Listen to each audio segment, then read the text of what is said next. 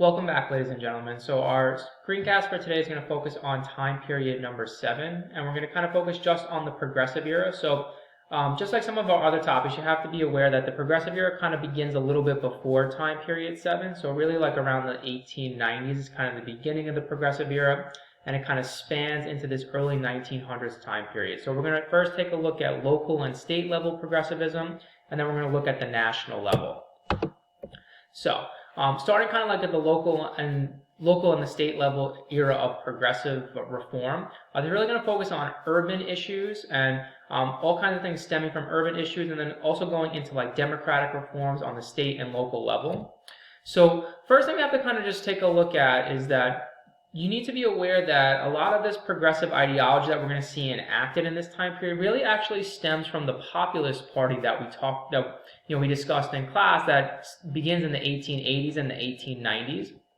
So the populist party kind of sets a lot of the groundwork for some of these things that actually get enacted during the progressive era. And you could kind of take a look at this Omaha platform and take a look at some of the things that they're pushing for, like antitrust laws, graduated income tax, popular election of senators. Pay attention to that, because a lot of the stuff that the populist party wanted actually gets enacted during the progressive era. And so although as a third party, the populist party never really wins the presidency or wins a substantial amounts of seats in the Senate or the House of Representatives, they are very influential. So remember, the impact that they have kind of comes to fruition during the time period that follows, which is known as the progressive era.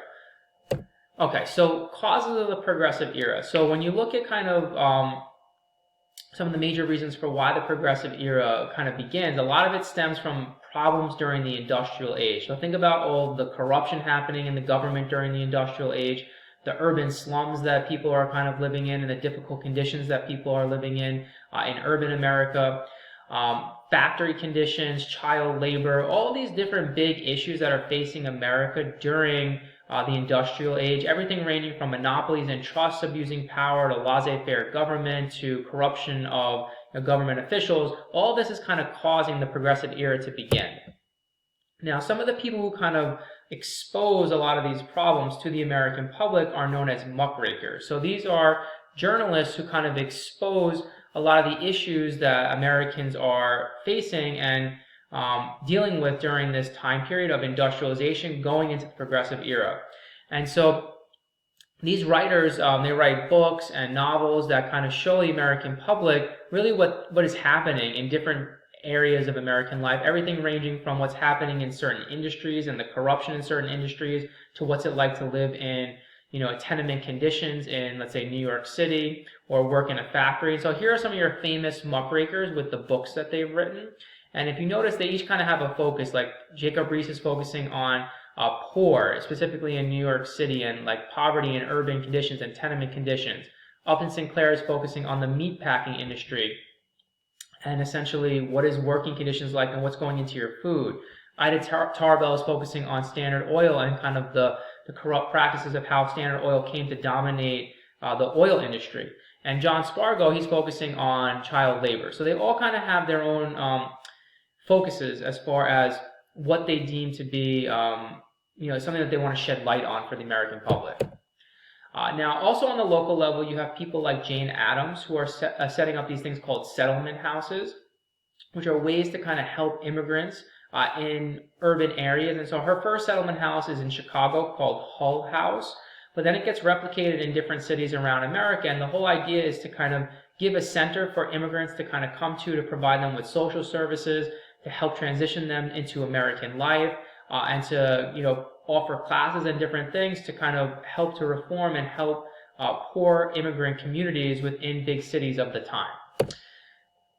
Also, kind of on your local / national level, you have acts to try and limit child labor, and also acts to enforce new laws for building codes. So tenement laws are usually on the local level, and we talked about like the New York City tenement laws, which are passed in the early 1900s to restrict these very dangerous and overcrowded conditions in tenements. And you also have on the local and national level people fighting to restrict child labor. So the Keaton-Owings Act is a good example of that. Even though it's not as impactful as the people who wrote the act wanted it to be, it's a way to kind of limit child labor within the United States. Now, on the state level, what you see happening is, first off, you have a guy named Bob La Follette, who is an important congressman from Wisconsin. And so he's not responsible for these ideas of referendum recall initiative, but he's kind of an important, influential person pushing for change during the progressive era.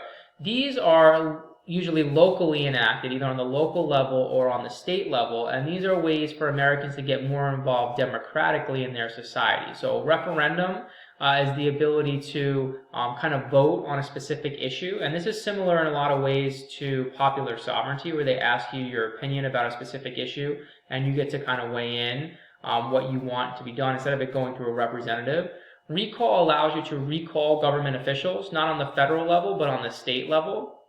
An initiative allows you as a citizen to propose legislation. So it's kind of bringing democracy more directly to the people on the state and local level. And this is kind of a direct response to some of the corruption that you saw during the Gilded Age with political machines and government officials that weren't being responsive to the people. Now, on the national level, you're also going to see, the progressive era kind of expand tremendously on the national level. So some of our progressive presidents are Teddy Roosevelt, William Howard Taft, and also Woodrow Wilson. Those are our three major progressive presidents. So we're going to look at really Roosevelt and Wilson and kind of see what is the major progressive legislation that's being passed during their administrations. So first we'll take a look at Roosevelt and see what is some of the major progressive legislation happening during his administration. So the first two big acts that you want to kind of associate with the Roosevelt administration is the Pure Food and Drug Act and the Meat Inspection Act. And so the Pure Food and Drug Act is an act to basically regulate what goes into your food and into drugs, and to kind of set standards for the United States. And so we're still kind of dealing with this today, which is the FDA. And they kind of oversee what's healthy for you and acceptable for you to be consuming. And this kind of directly relates to some of the muckrakers out there who are exposing some of these things that are in food and what's really happening in different conditions as far as within different factories and what's going into what people are consuming and using within the United States. Now, the Meat Inspection Act also is kind of similar in certain ways, except this is kind of dealing with the production end of it. Essentially what this law did was it kind of sent federal investigators to investigate different meatpacking plants to make sure that they were up to cleanliness standards and they were meeting the standards that were acceptable for Americans to kind of consume their products. And so we have lots of different programs similar to this today, both on the local level and the national level, where you have inspectors of local government or federal government that come for oversight. So this is an example of oversight of an industry, which if you compare to earlier time periods, right, the Gilded Age, the laissez-faire system, there really is not this government oversight in these earlier time periods. So this is a new kind of facet to progressive era America. Another big thing that is going to happen during the Roosevelt era is the enactment of the Hepburn Act. And the Hepburn Act helps to regulate the freight shipping prices on railroads. So if you remember, this is one of the big things that the Populist Party, the Farmers Party that we talked about at the beginning of the screencast, they really were pushing for this because they are being taken advantage of by the railroad companies, in the western part of the United States, and the freight shipping was 3 or 4 times higher than it was in the east. And so essentially, this kind of regulates that and puts a cap on what railroad companies could charge. And so this is another big piece of legislation. It kind of limits the power of railroad companies, which are gaining too much power in the time period. Now, this is not enacted during the Roosevelt administration. It's enacted in 1890, the Sherman Antitrust Act. But Roosevelt is going to really be one of the first presidents to utilize the tools of the Sherman Antitrust Act to go after big businesses, to go after trusts, and to kind of break them up. And so Roosevelt gets the nickname the Trust Buster because of his actions going after big trusts in the United States. And he's going to break up somewhere in the range of about 50 to 60 different trusts while he's the president. And this is kind of this idea of looking at potentially trusts as harming the American public. Now remember, Roosevelt is not completely against monopolies and trusts. He has this idea of looking at this monopolies and trusts as there's good trusts and there's bad trusts.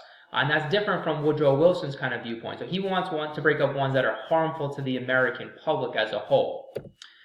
Now, another big thing you want to associate with the Roosevelt administration is conservation. And so Roosevelt is going to be huge in kind of implementing the idea of conservation throughout the American West. And largely there's a lot of national parks out in the West. And so this starts a little bit before Roosevelt's administration, but he really kind of builds on this and puts aside millions of acres for, for national parks, for national forests. And he's influenced by, different people of the time period. Principally, a man named Gifford Pinchot is really going to have a lot of influence on him, and another man named John Muir. But one is a conservationist, the other is a preservationist. But they're both going to kind of influence Roosevelt into his, conservation efforts out in the West. Okay, now Wilson is also a progressive president, so we're going to look at some of the major legislation that's enacted during Wilson's administration. So a lot of amendments are actually enacted while Wilson is the president. So first one that you want to kind of draw attention to is the 16th Amendment. So this actually is enacted very quickly when Wilson becomes the president in 1913. So you can't really give Wilson much credit for the 16th Amendment, the graduated income tax. It's more of Taft, under Taft's administration. But when you look at this is an important piece of progressive legislation. What this does is it creates an income tax, which helps to alleviate income inequality in the United States, which is growing rapidly during the Gilded Age.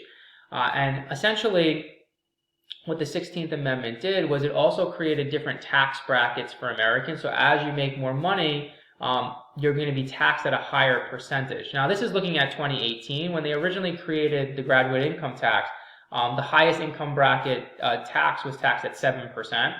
So things have changed over time, but it gives you kind of an idea of them trying to address the fact that you have these billionaires in American society at the time who have an incredible amount of wealth, and they're trying to use the government to kind of create a more of an equal society. Another amendment that's passed during Wilson's administration is the 17th Amendment, and this is to reform politics a little bit. So this creates the direct election of senators. So now when we go to the polls, we vote directly for our U.S. senators. Before this, senators were actually appointed by state legislatures, and so we didn't kind of have a direct say. So one of the things you want to be aware of, and I think a good comparison to make in the progressive era, is to try to compare the democratic reforms happening in the progressive era to what was going on during the Jacksonian era in the 1820s and the 1830s. And I would be aware of that type of question for the AP exam, not this specific topic, but just in general, where they ask you to kind of look at different time periods and see trends and compare over time. Because that, I think, given the nature of our test, might be a type of question that they're going to ask comparative, to like long trends over time in history.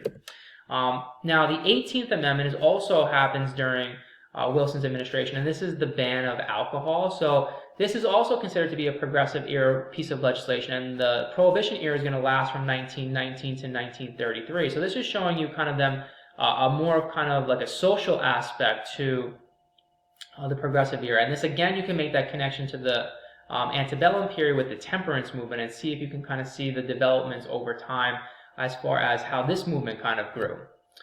The last big amendment that's passed under the Wilson administration is the 19th Amendment. And so this is the right to give women the right to vote. So this is women's suffrage. So again, expansion of democracy in the time period. Again, you can make that connection to the antebellum Jacksonian time period where you had the push for universal white male suffrage, but also women trying to fight for their right to vote with the Seneca Falls Convention and Elizabeth Cady Stanton. It finally comes to fruition here in the 19th Amendment. Now, beyond the amendments that are passed during the Wilson administration, you also have some other key pieces of legislation that are passed. During the Wilson administration, you have the Federal Reserve Act, which is passed, which kind of changes the way that the American money supply is regulated, which is a huge change. And you still have the Fed today that kind of is in charge of regulating the money supply. And he also kind of builds off of antitrust legislation with the Sherman Antitrust Act, a new law called the Clayton Antitrust Act, which is kind of similar in a lot of ways to combat trust. Okay, so we're going to kind of stop there for the progressive era. I know that was a lot of topics or a lot of different aspects that cover the progressive era. So make sure you go back and you analyze some of the different details and look up different pieces of information to get a fuller picture of the era.